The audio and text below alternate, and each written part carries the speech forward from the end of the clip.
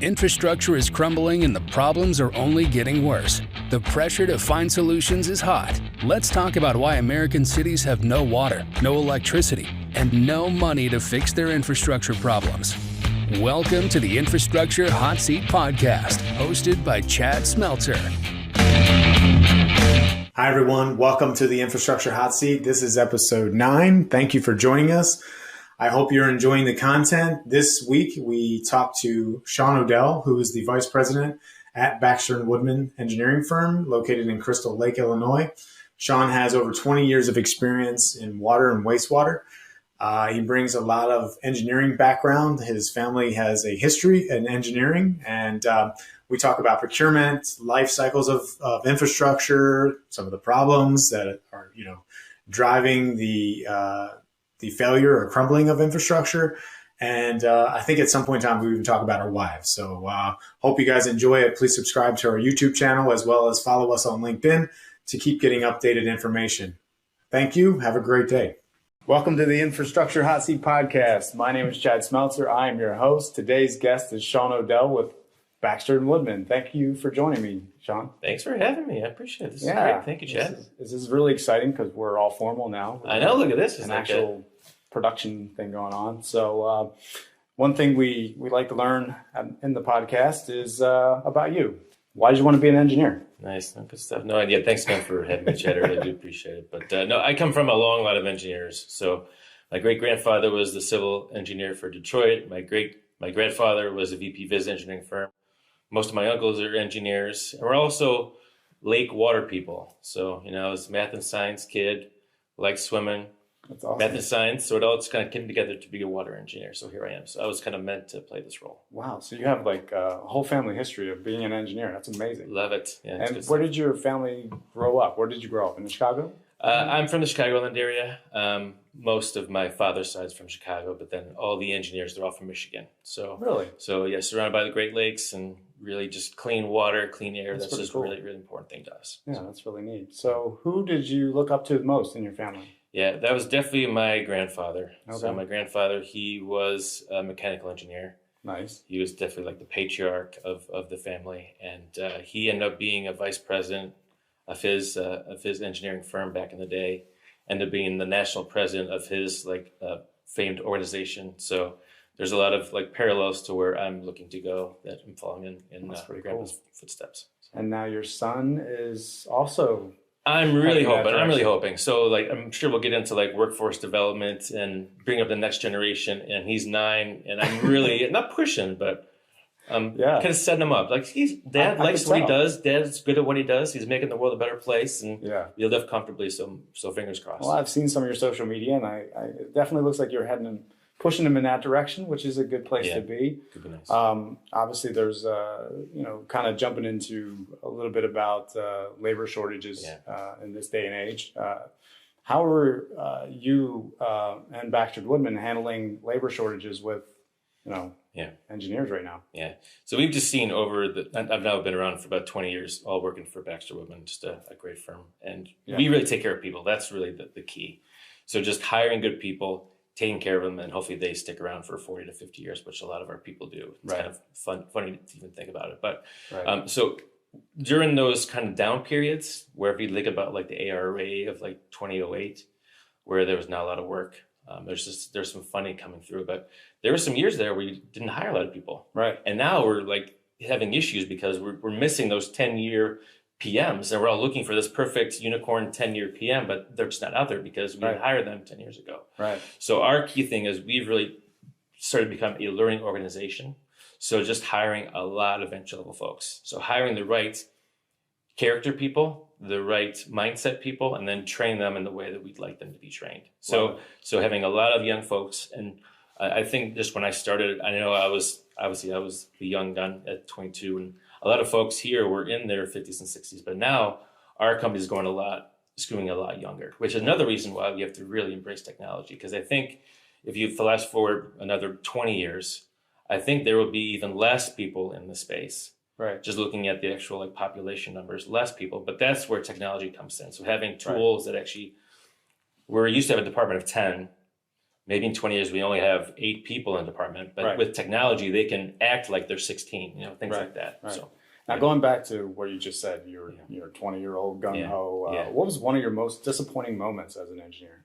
Disappointing moments. That's a really good question. That's a really good question. I told you you're not. No, it's good. Yeah. So my big one was, and every probably professional person goes through this, but I was probably about 4 years in. I've officially thought that I had it all figured out. Like I knew how to do that, knew how to do this. And like a client called me, and then I started like spitballing what I actually thought. So my opinion on something. Right. I then later got called by the big boss saying, no, that's not how we do things. That's not what, like, you almost got us fired from this client. So I realized, I have to listen more than I talk. So that's one thing we're really trying to preach to our younger staff. And we've got a lot of them and they're doing great. But just, it's more about listening. So like at a client meeting, and each village is different. And you notice this on the water and sewer side, but they all think that their one way of doing water main and sewer is the right way, but 40 others do it some different. So it's all about listening. And they will say 2 things in that meeting that you really have to hear and listen and understand, and then make sure that happens. So it's more about listening than talking. You're 100% right. Listening is one of the things we all have to learn. I had to, as a salesperson, thought the same thing. I know it all, figured it all out. Well, I wasn't listening to anybody. And eventually someone came to me and said, Chad, you're not listening. And I thought about it, and it took me back. And I was like, yeah, you're right. I'm not listening at all. So good point. Listening is a big obstacle we all have to learn to adjust to. So as you're this 20-year-old gung-ho, were you working at Baxter at the time? Yeah, so I came here right out of college. I got real lucky. Okay, so you got real lucky, straight out of college, you're working at Baxter. You have pivoted your role. Obviously, you're VP now with the company, but back then, were you doing business management? Like, I know you do a little bit of business development and stuff like that. Were you involved in that back then, or just engineering? That all clicked shortly thereafter that challenging time. So around year 5 or 6, you get your professional engineering license and you feel all important. Right. And then you start becoming a project manager of different projects. And then as you're doing that, you're more of the face of the company at client events, at client meetings, at public events. And as we did that, my bosses all realized, this person can somewhat talk like a normal human being, not like a typical engineer, and they can kind of relate. Got it. And they have more of the social skills, like the soft skills. Right. That, again, engineers, we're great at what we do, but sometimes we're lacking in that side. So they saw that in me. And then there's an opening at an APWA exec level, and the client's like, hey, Sean would be great. So I just started doing that and just making more friends. And then just every year, again, so going from project manager to assistant department manager to group leader to vice president to now being on the board of directors. So just every couple of years doing the next things. And it really comes down, I've done a lot of hard work, but an amazing staff. Yeah. Like there's like 60 people that are helping me out on a daily basis doing wonderful things. Right. And their time's coming now too, because as we grow, they grow too. Right. So, no, it's super important to have a team surrounding you while you grow with the company and staying with them as long as you have. That's amazing. And to be able to have the social skills that you have is really good, and it is hard to find that. Yeah. So I can see why you're so valuable to Baxter Woodman. Now, when you're working with cities, what are some of the big challenges cities are facing that start from back when you were 20 to now? Mm-hmm. Yeah. Just very broadly, the thing that I see daily is just the whole reactive side to proactive side. Mm. So a lot of our utilities are still on the reactive side. So water main breaks or leak or I&I or a basement backup or this, or I've got some money, let's figure out what to do. It's just very reactive. Yeah. Or there's a new requirement for lead water services, whatever it is, very reactive. But you can tell they're all leaders, just like we are here, and they want to be more proactive. Right.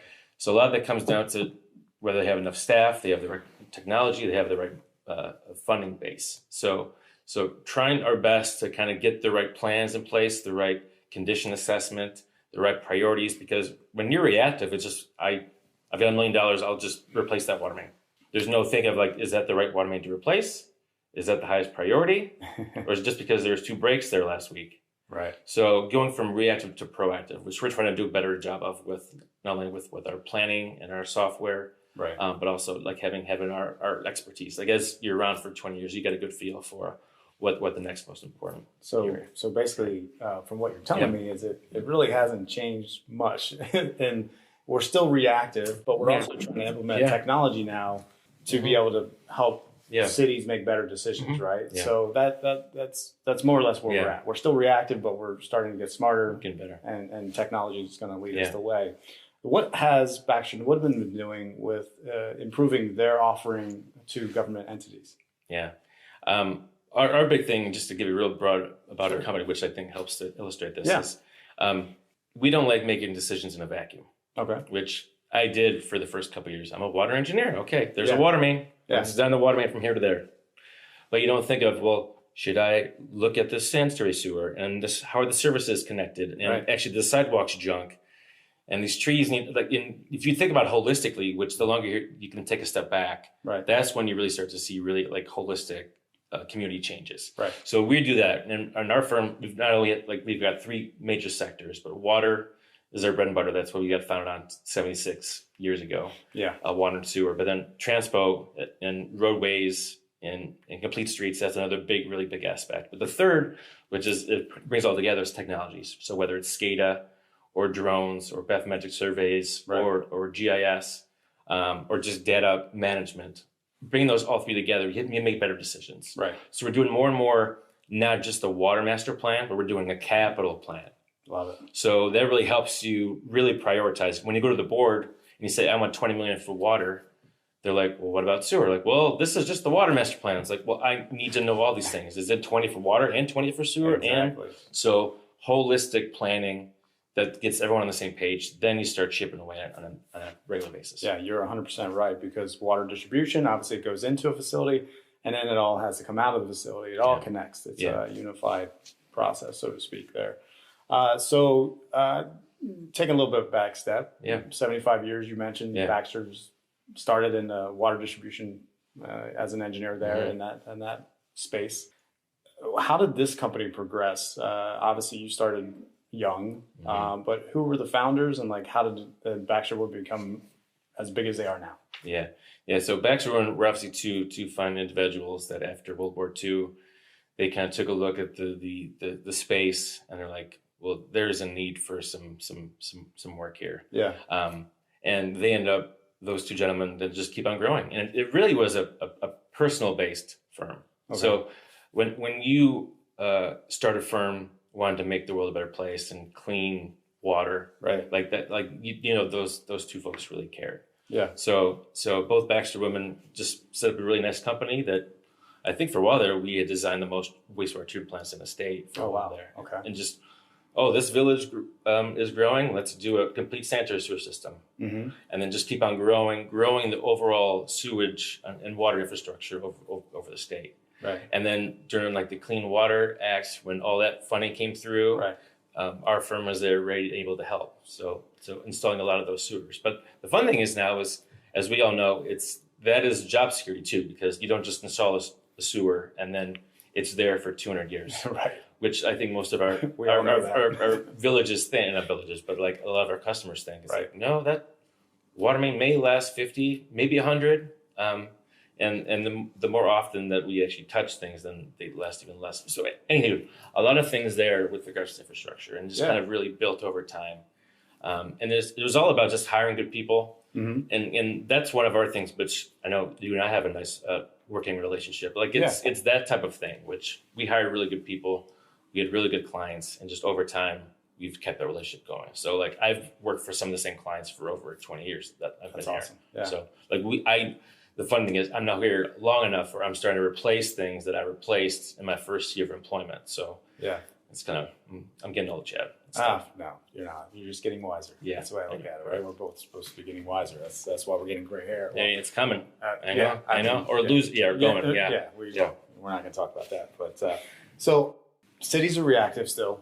Yeah. They're moving into technology. They're hoping to get smarter. Yeah. We have all this infrastructure money coming in now in place, kind of like what you just mentioned back with water, with Baxter Woodman as they were growing. The funding came through. How's infrastructure money helping you guys now, or helping cities, I should say, fix infrastructure? Yeah. First off, I know speaking for us as an engineer, I know the suppliers, contractors, and the villages all are very thankful for the money that's getting passed down. Sure. But the challenge is expectations and needs. So say you got $1 million, and then now like, oh, I've got $1 million to spend. Right. First off, where am I going to spend it? Because most people have $20 to $40 million worth of needs. Right. But then they finally figure out the one that's the most immediate need. Yep. And then now with inflation and just the way the world is today, is that $1 million project now cost 1.5. So, but I've only got $1 million. Right. So now I got to shrink my project from like a mile of water main to like 3/4 of a mile. Right. And some villages don't want to do that because like, oh, I want to do a mile. It's like, well, you've only got to, yeah. Right. So not to mention that, plus the fact there's still the same amount of contractors out there. Right. And if everyone is building more and more every year, there's more and more funding, there's not enough people to build it. Good point. So, and not to mention the actual supply chain issue from whether it's ductile iron pipe or, we had like the aggregate strike this year, like all these different small things like the cement issues. So there's always these little things that kind of hurt that. So there is money there, but there's just not enough support. There's so many different levels, and there's not the support all the way through that chain. Yeah, no, that makes that's huge of what's happening after COVID now. Obviously, contractor shortages, labor shortages, things like that. Yeah. One thing that I wanted to talk about is you mentioned it in what we were just discussing is life cycles of infrastructure, and kind of goes in play with contractors. Yeah, we come out with these products, services, solutions, whatever, let's say materials, right? Yeah. These materials are supposed to last 50 to 100 years. But what is your feeling on life cycles? Can we really say that some of these materials will last 50 to 100 years? Depends. Okay. That is one challenge, which I know we all, whether we get home and talk about how this refrigerator the last one lasted for 20 years and this one lasted for 7. Yeah. Or like the last car got through like 5 accidents and this one, like one small accident, and it's totaled. Right. It's like there is different type of engineering, different type of materials, different types of supplies today. Correct. And there is definitely a planned obsolescence side of it. Ooh, I like which is unfortunate. Like we're seeing it like for water meters. Where, I know you talked to Mike Simpson from ME Simpson, but like water meters don't last for 50 years. Right. And especially if there's a battery, it's you'll have to get in and replace it. So things will last longer. And that's one thing that I know you and I both have a passion for, which say you've got 100 miles of pipe that's all the same age, is if you ever find a way to actually really assess that pipe and know when you can rehabilitate it before it goes to need to be replaced, if you know that level, and then taking care of that rehabilitation and then improve it, and then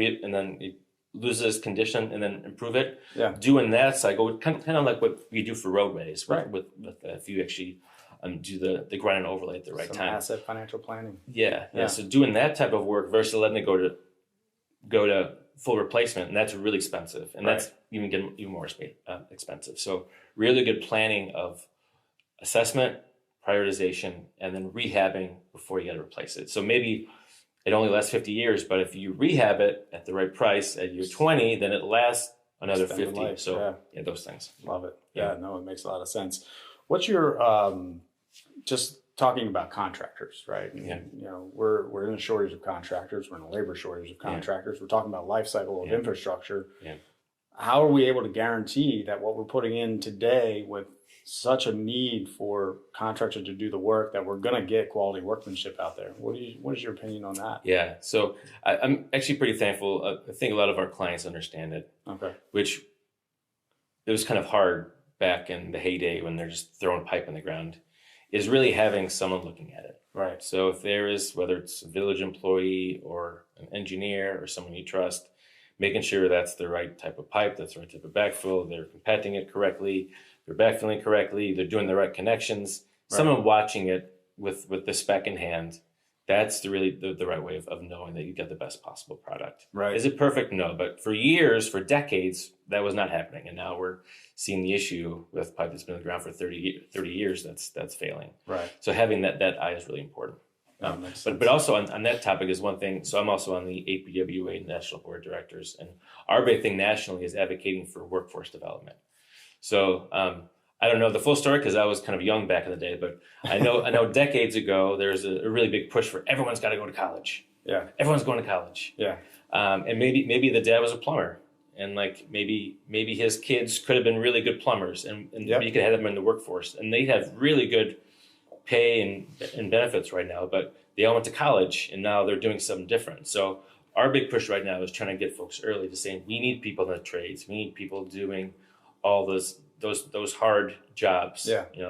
So trying to really push that side of it. Not everyone has to be an engineer. Not everyone has to go to college. Right. There's a lot of really important things that are out there. So we're a little behind, but we're really working towards that, to have more of those contractors in the next 10 to 20 years.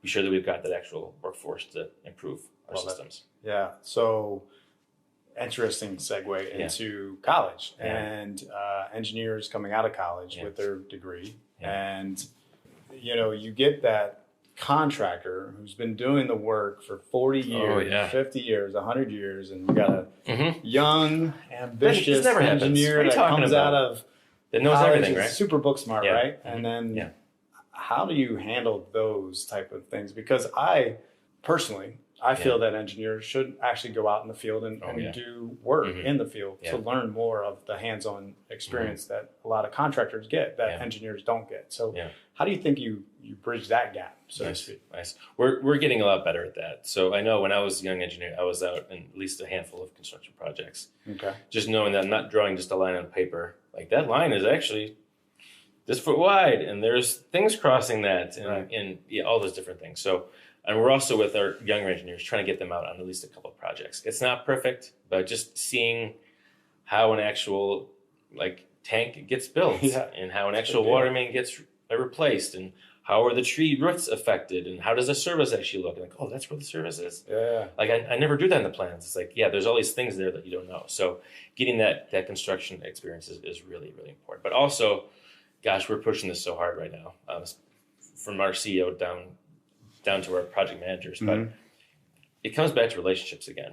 So if I'm a designer and I'm year 3, I've hopefully got someone here at the office, an engineer that's been around to know, okay, that's not how we do things. That's not how the contractor's going to build it. Here's what you do. Okay. But that's not always the case. Or maybe that is the case, but there's a contractor that has a better way of doing it. Right. So our big thing, which I've appreciated, our relationship over the years, is having the relationships with actual contractors. Right. And again, it's not doing anything with actual bidding. It's just more like, hey, so you take a look at these plans and just see if I'm off base. That's not how we do things. We actually do it like this. And you can actually engineer things with that in mind. But that also gets back to why our firm is doing more and more design build now, because we realize the importance of having those smart, experienced contractors. They know a lot more things than we do. We've got our book smarts, we've got our things we learned in school, but they've been actually building stuff for 40 years. So you bring us together, that's when things really take off. So more and more that design build, which also gives the village or the end user a higher quality product. So interesting you brought up bidding, and obviously you have to, as an engineering firm, you have to work with contractors and you have to find the most qualified contractors to build these water plants, wastewater treatment plants, things like that. How do you feel about, when you're working and you have that communication where you need their advice and experience on building projects? How does that work when a contractor doesn't actually win the bid after you actually publicize it? Mm-hmm. Yeah, that can be tough. But the nice thing is I know you and I have the same mindset, but there's a long game at hand. Yeah. So winning this project or building that relationship where there's a better long-term insight, that's usually the bigger aspect. So it's just all about just kind of working together, but also being very clear. There's no expectations when you talk to a contractor before. There's none of that. It's a low bid process. Right. That's just kind of the way it works. So, but having those relationships really go a long way, and educate us and educate them. Right. And it's their time. That's kind of the way I look at it as a contractor side of the point of view. You look at their time and their commitment, and hopefully they want to win that. Yeah. And obviously there's different ways of executing procurement, but I guess my question is to you is, how do you fix procurement? Because on both sides, it's very tough as a contractor to actually want to bid a good price and provide very good value. But procurement, you just never know. Is there ways that we can fix procurement with government? Yeah, there's, I know we've talked about this over the years, but there's definitely some ways to do it. And I think it's with different software packages and just bringing in, I know you agree with this, but there's so much data out there. Yeah. And when you just have a PDF of the plans, a PDF of the specs, and then email that to the contractor, I'm like, okay, so I'm making sure my bid looks good based on this limited information. Right. But literally there's all this inspection data and all these other things behind it that we have in different GIS areas where if we were able to actually share that easier with them, that would really make their life easier. They could have a better bid because of it. So having a better location for having more data for us as the engineer, for them as the contractor, for us to actually talk about those things and make sure the best possible bid comes. I think some kind of platform like that would be real helpful. Yeah. And obviously communication is like the whole point of this is, with my experience working with subcontractors and working with GCs, communication was always the struggle because you're trying to get quotes back and forth and you're trying to put on the contractor side together of wanting to respond to your bid that you publish. But there's a lot of the other stuff that people don't know about on the contractor side they have to deal with too. And it becomes time consuming on their end. It's high, yeah. So obviously, how do you think cities are handling their budgets now? You mentioned earlier is like they want to do a mile of water main replacement, but they can only do 3/4 of a mile. How do you help government and their budget shortfalls? Yeah. So that's been a really big growing sector of our firm. And it's probably kicked in about 20 years ago, but doing rate studies for villages. So you take a really solid capital plan where you know the big projects for the next 5, 10, 15 years. Yep. You take a look at their rates and their operation expenses and debt service and all those fun things, all the money side, and then just come up with like what should the rates be for water service? What should the rates be for sewer service? And what types of IEP loans can we get to kind of offset some of those big projects in those big years? Yeah. And actually having a rate structure that makes sense in the long term. And then once you get that going in the right direction and you see regular but modest rate increases, you can start to do a little bit more and then do a little bit more. And once you start getting momentum, that's when things really start to click. So we've seen that in a lot of communities like Village of Westmont, where they've been replacing water mains for 20 years and their water loss is like plummeted because you start replacing mains every year and like, you see the benefit.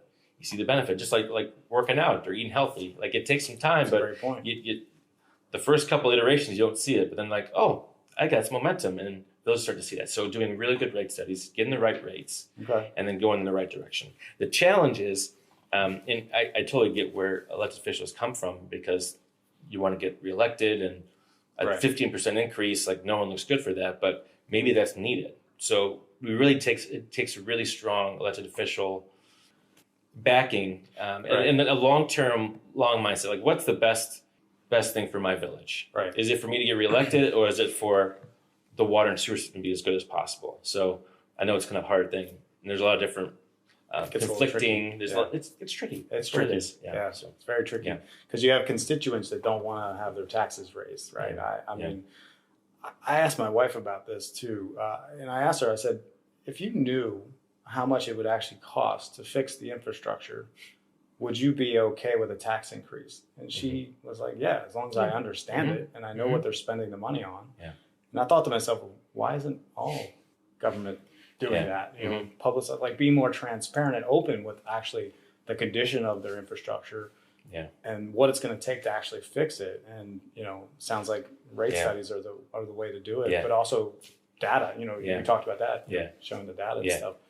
Do you think government would be more open to be more transparent with actually what their condition of their infrastructure is like? Yes, and they are. So we actually have we're really lucky. We've got a really great visualization department here at Baxter Woodman. And they're doing some really great fun videos, visuals that they can put on the village website to show what's happening and just make it actually versus having like a 20-page PDF of like, this is what we're doing. Like no one's going to read that stuff. But if there's a 2-minute video that's very visually appealing, oh, we're doing this and we're doing this and here's why. Right. Like that's actually pulls people in. So doing more and more of those types of outreach things really help. Yeah. And we're doing that at the APWE level as well. It really has to be, how do you tell the story? It's really telling the story and showing the reason why. So, most of us engineers are really bad at it. We're just like, no, there's a problem, let's fix it. So having some folks that do that really help us and help them get that funding. What do you think about smart cities? The whole initiative of smart cities, back 10 years ago, they were talking about smart cities. What's your opinion on smart cities these days? I love the direction it's going. I think, whether it was 10 years ago, everything was green this and green that and sustainability and smart cities. But the one thing I've noticed is that is only there as long as there's money there. Right. So like when times get tough or when, like, I've actually talked to my wife who's in the space as well and the water planning side. And a lot of times we both get frustrated with, why aren't villages doing this? Why aren't they doing this? All these big picture, long-term things. And it's because they're still in this reactive space right here. It's like if there's a constant 5 problems when you get to the office, I can't think about here because I'm still right here. So my big thing is if we get people out of reactive into proactive, that's when the smart city stuff really takes off. Yeah. But I will say, like the actual technology with regards to whether it's flow metering or leak testing, or all these different things. There's a lot of new technology out there that's really helping to make that a lot more affordable. So, and as the workforce and the people in charge are getting more and more young and like are used to video games and having like cool little gadgets, like there's going to be a bigger need for that. And also we're having a lot of really smart people that are coming to management positions. So with all this, I think it's a matter of time because like we're seeing this where people with like combined sewer overflow areas and doing smart metering to like cut that down. You can like do all these different things, which we've talked about. So it's there. The price is coming down. So another reason to be really optimistic about the future. Yeah, no, you're right. I just always wondered about smart cities, and it kind of goes in spurts. You know, it's like, hey, smart cities, and then it fizzles out a little bit, and then it comes back around. Yeah. So economic sustainability is obviously one of the, with budgets and everything you and I were just talking about. Economic sustainability is very, very difficult for a lot of cities. Their businesses or their tax base. How do you think cities could help increase their tax base? Gosh, that's probably above my pay grade. Just wondered if you had any thoughts on that. Yeah, the one thing I know of, and you feel free to laugh, but the older I get, the more I go back to like old things where it's like just like be on time, show your work. Yeah. But like the other thing, you probably remember like playing like SimCity. All the time. I love SimCity. Yeah. What was the key to have a thriving community? If there was no water main, like the city would have just like festered. Yeah. So it's all about having really solid infrastructure. So no matter where you're at, there's good water, sewer system. Yeah. Nice roadways. It's just a really likable, inviting place. Like that's when things take off. Business will come. Yeah. So you're right. So the villages that are ahead of those things, like, well, if I do this roadway and all the system, like they will come. Like if you build, they will come. Like that's legit for infrastructure too. That's a great example, by the way. Yeah. So that perfect. Really works. Yeah.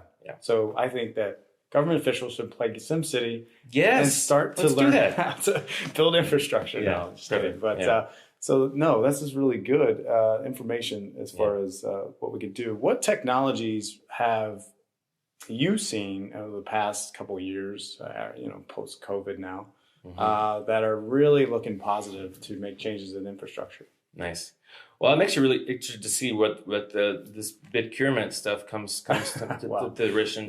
Yeah, because having some kind of centralized system for all this data in a marketplace just makes a lot of sense. Right. But if there's one thing I shouldn't say concerned about, but interested in, was obviously like the Uberization of like engineering and all that stuff. And just like, how do we do things quicker, faster, sharing? So go in that direction is going to make a lot of sense. So I think that'll actually help the industry. Yeah. But just a lot of like, whether it's sewer sensors, water sensors, updated water meters. Yeah. There's a lot of cool things in that water space with regards to just having sensors and new information, and you can have this stuff at your fingertips. Yeah. So you piggyback that with SCADA with your economic development, with your billing, you sort of have this in like one spot. You can really make better decisions and color code it. Like that's really important. So Hey, thank you so much for the big procurement. I'm looking forward to seeing it. It's been great. It's definitely needed. It's for sure. We need to be able to provide solutions, a marketplace, centralized location for data, and make procurement easier. And thanks for throwing it out there. It's gonna be fun. So as we get closer to the end here, what are some of the struggles that you, as an engineering firm, dealt with during COVID? Yeah, we definitely had the interesting part of how do we work remotely. So we kind of learned through that. Yeah. Thankfully, most of our new folks come in with laptops. Mm-hmm. So thankfully, people just had to go home for a couple weeks or a couple months, that kind of worked out. But we were very thankful. We had really, this was before I was on the board, but our board was very early and had a really nice, flexible hybrid policy of making sure that people were in the office enough. Because you and I both know, like talking to people, like, hey, while I see you, how about this? And like having those connections, those conversations go a long way. Yeah. It makes you care. But also being at home a couple of days a week is not the end of the world. Right. Especially for a person that can just get things done. Right. So having a really solid hybrid policy went a long way. Yeah. I'm not going to lie to you, we definitely lost some productivity there for a couple months. I don't know if that was just being at home, if it was just people being stressed out, if people are trying to teach their kids and engineer something. And I know I did that for a while. That's impossible. So if anything, we really had an opening of our eyes of what it is to work, what it is to be a parent, what it is to be at home. Yeah. Do I like going play? Like all these different things. It just really opened up our eyes, which we actually, I look back, I'm very thankful for because we did lose some people during that phase, whether it's like, you know what, I want to be a stay-at-home dad. Like I want to do something different. Right. It really opened people's eyes. But then people that have stuck around, which a lot of our staff did, so I'm very thankful for that, is they're in. Yeah. It's like they went through a tough time and we supported them and they support us. And now we're here. That's a really good sign. Like if we got through that, the next 20 years, I'm not saying it's going to be free of challenges. There's always a big thing every decade or so, but I'm very, very, very thankful. Definitely advantages of both being remote and working in an office. There's no doubt about that. I think the great thing about nothing great about the COVID, but it did push us into remote, more technology. Especially government, right? Mm-hmm. Using video to communicate. That was one of the things I've seen that really pushed the government from their archaic paper processes to now we're going to more digital, visual, communication and stuff like that. So that was one of the great things I've experienced out of COVID. And I had to be a stay-at-home dad too, which wasn't that fun? Wow. Good. Let's not do that again. I know. So much. I don't know, man. Yeah. School. Thank God school's back in. Anyway. Yeah. So well said. Sean, you've been progressing up through Baxter Woodman. What's the next 5-10 years look like for you? So that's fun. Yeah. Now that I'm new on the board of directors, I now have 360 people to make sure that they're engaged. That's and empowered.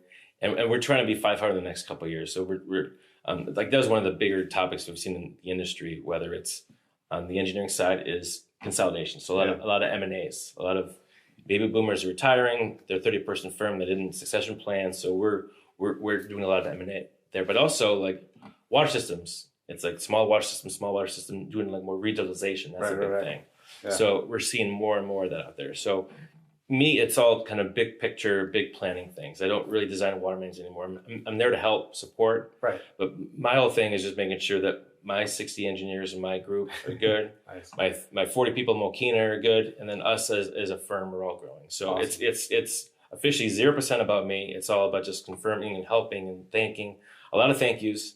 We were just talking about this earlier today. Just really people like doing a lot of hard work. So it's all about just, if I can get 10 people to grow and them do their own things, that's more important than me doing my one big thing. So it's just supporting those folks and supporting our clients too.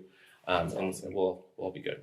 That's great. Yeah. Well, I thank you so much for your time, Sean. It's been a great conversation as usual. Almost sounds like you might want to stay at home dad a little bit with all the people you're managing, but I get it. I love it here. No, it's a cool thing. But thank you so much, Sean. This has been a great interview, and look forward to the next conversation we have in the future. I appreciate it. No, thanks so much, Thanks, Jim. All brother. right. Yeah. Thanks. See you later. Yeah, see ya. Have a good one. Yeah. Thank you for listening to the Infrastructure Hot Seat podcast.